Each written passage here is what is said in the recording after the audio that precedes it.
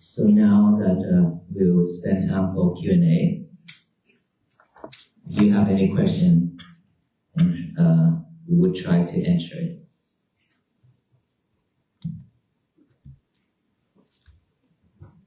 For our Q&A portion, with what we have some microphones, I would invite our GW students to go to the microphones and line up for.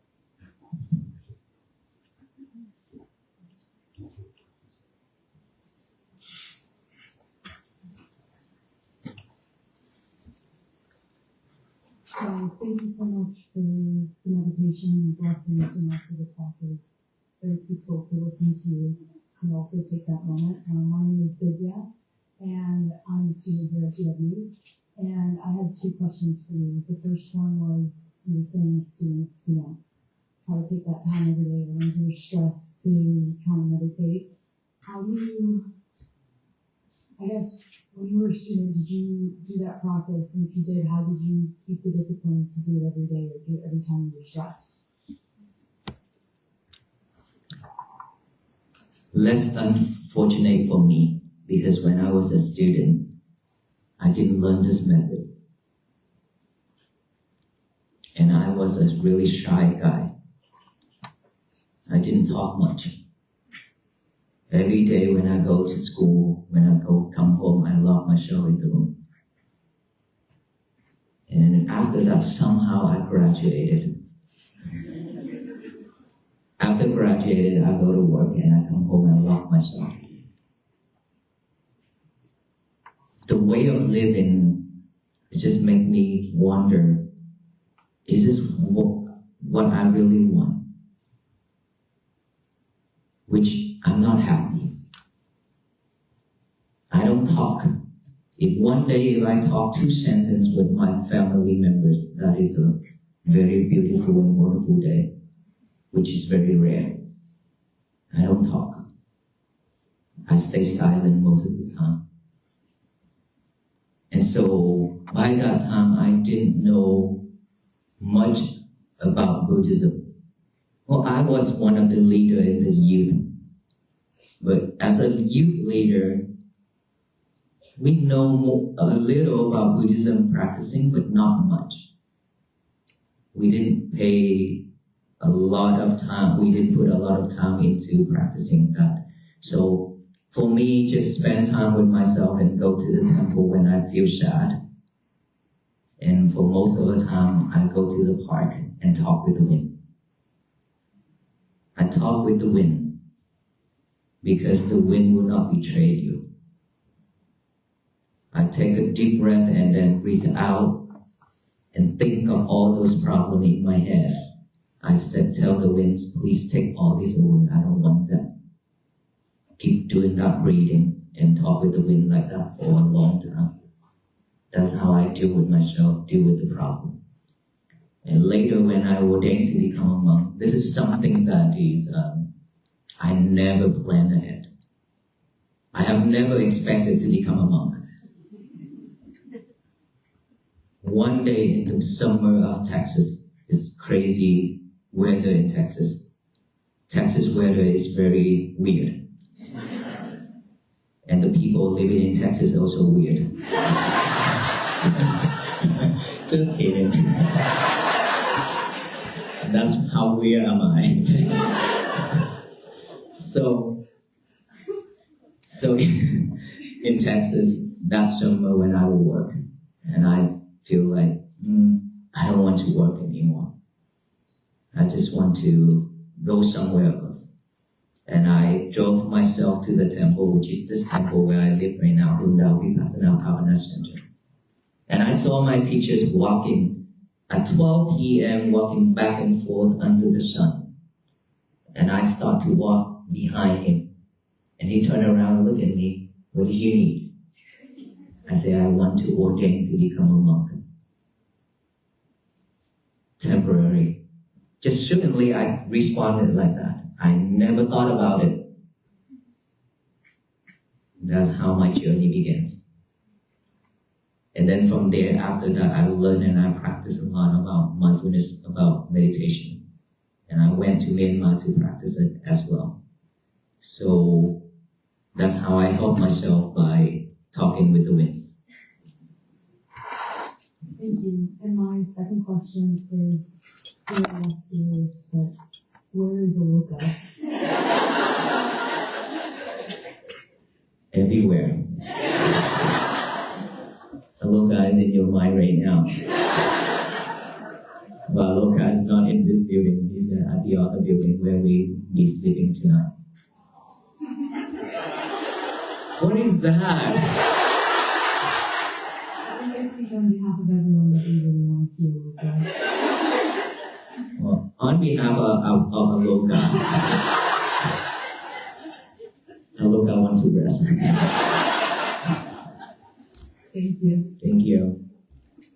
Hello, my name is Ellie. Thank you so much for being here. I am a senior and I'm facing a lot of fear of unknown when graduating. Do you have any advice of what to do when you're facing the unknown? Don't be feared. Why would you fearful? Why would you live with the future when this present moment is very important for you? If you be able to stay focused with this present moment, live fully with it, be mindful with it, your future will come to you. It will turn out the way you expected. That is your goal. That is your vow. Set a vow to graduate or do whatever you want to become, right? Set a vow for yourself. That is your goal. Starting from here, just be mindful with everything you do. One thing at a time. Do not multitask anymore. Okay? Just stay focused, relax, do the breathing. That future, that fear, that future will come, and those fear that you already currently have will be gone if you be able to stay focused. It's because we don't know the future. That is why we fear, right? Do you want to know your future? Yes? Maybe? Yes? Okay, let me tell you your future. You will fail if you not be able to stay focused now. You will pass. You will graduate. You will get a job if you be able to purify your mind. If you be able to stay focused.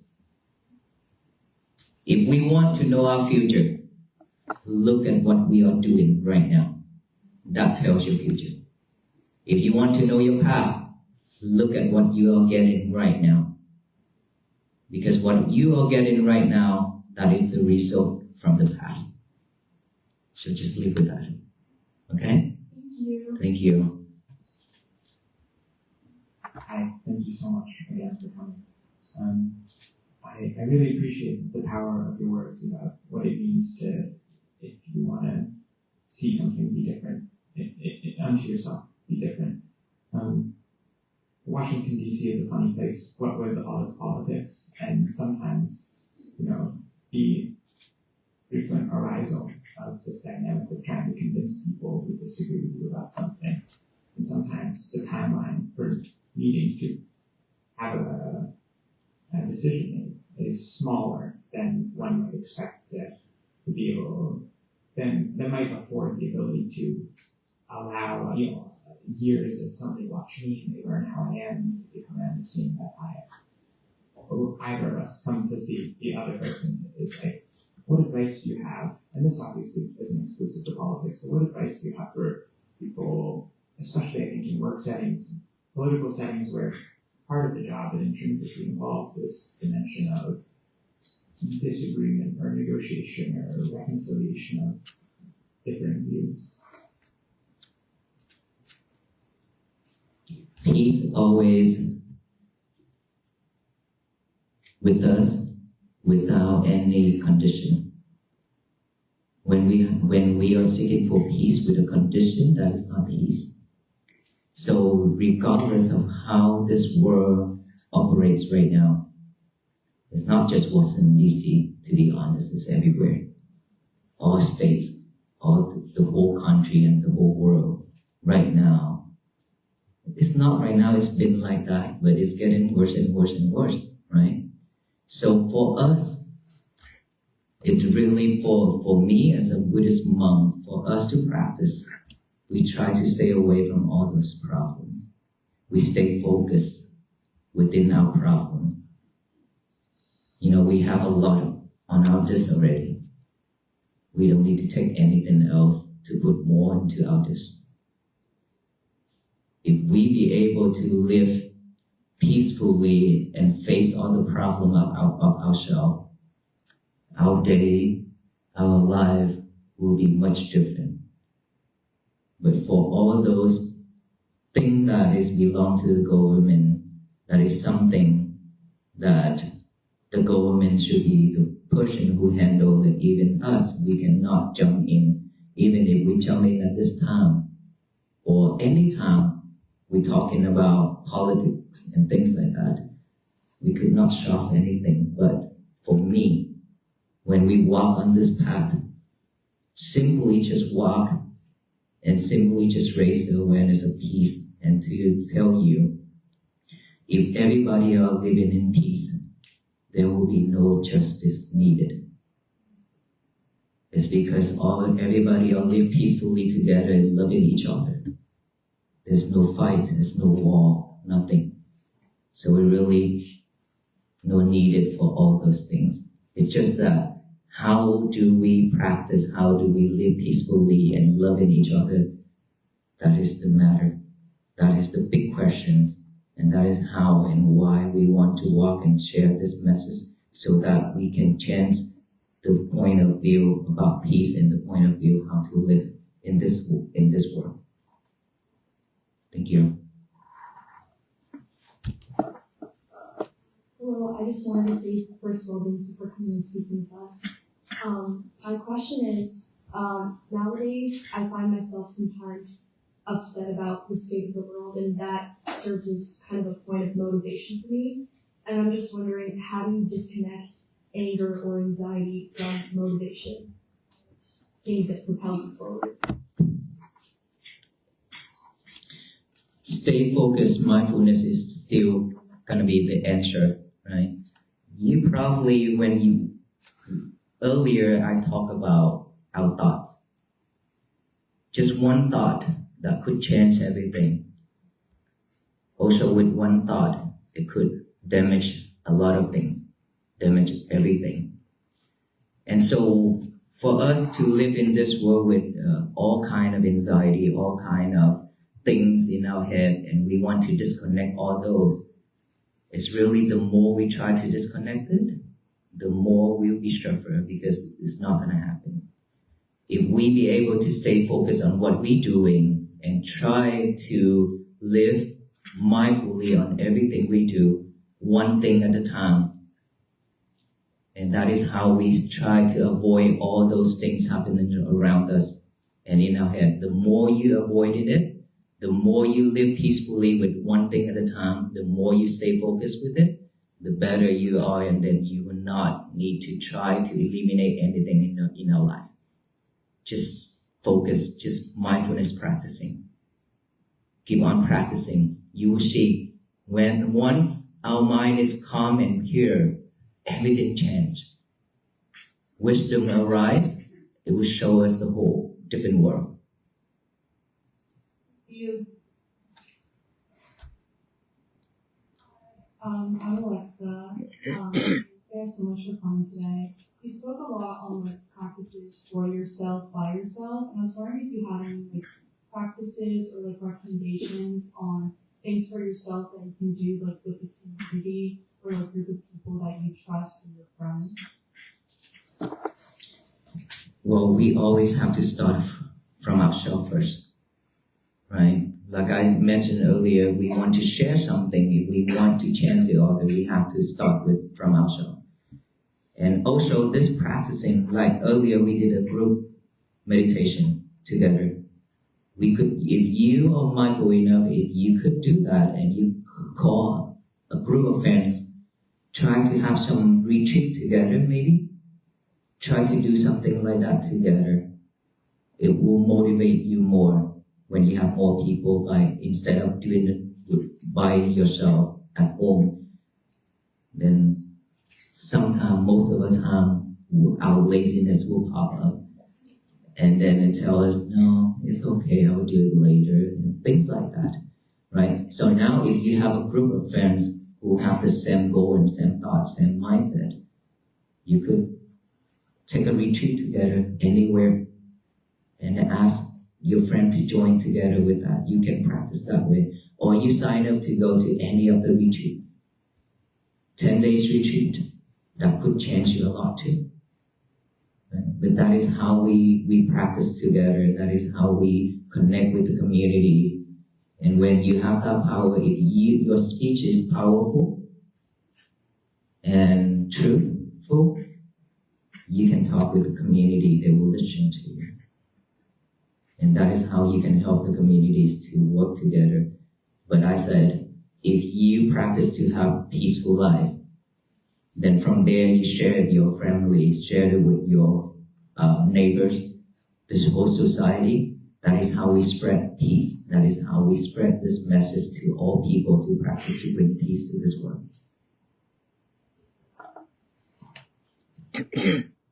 Hello, welcome to GW.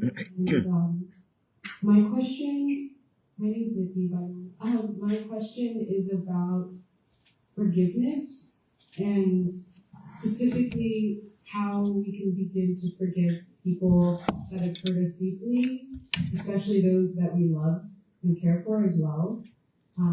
How can we change ourselves to allow forgiveness into our heart? Forgiveness meditation that I share a lot during this walk too. We live in this world, we have a lot of enemies. We hurt a lot of people with or without intention. And so of course, people also not like us that much. A lot of people, they don't like us either, right? And the more we live like that, the heavier we are to walk. Because all those burdens is on our shoulders, drag us down every time. And when we have any type of things, any enemies in our ways, we cannot walk freely. And if we carry on all those anger and hatred, we cannot walk either. But we suffer a lot. And of course, all that, we can ask for forgiveness. It's just a matter of you willing to ask for forgiveness or not. Is our ego willing to let us do that? Or is it going to stop us from doing that? So, the year 2026, I would like all of us to ask for forgiveness.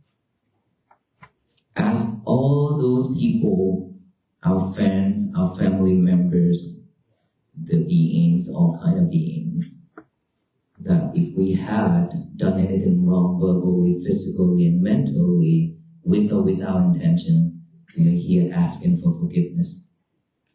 Because of unwisdom, because of unmindful, we have done that. We have hurt and injured a lot of beings.